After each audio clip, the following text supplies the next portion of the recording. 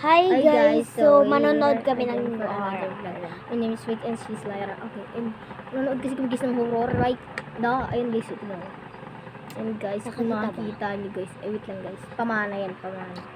Panoorin nyo guys, ayun, pamana. Yan, So guys, pamana, magsimulan na kami. Start na. Ka na lumaki yung anak mo, baka PX na Tagalog yun. siya guys. Paano mo ba sinulatan? Ano pa paano sinulatan? Eh di syempre sa Tagalog. Baka kasi English na lang ang naiintindihan ng anak mo.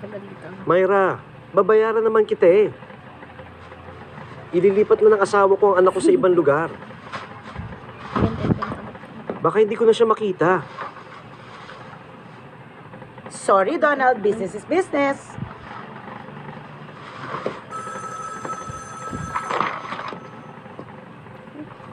Mayra, sige na. Nako, i-give up mo na kasi ang anak mo.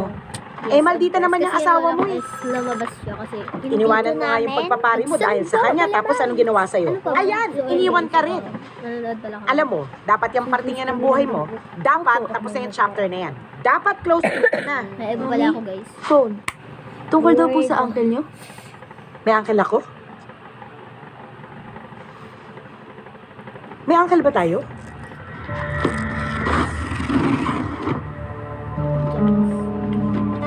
So guys, alam na marami tong part guys. Mga part. Ayan yun. Pero edit pa lang yan. Simula. Siya ang Yolando ninyo.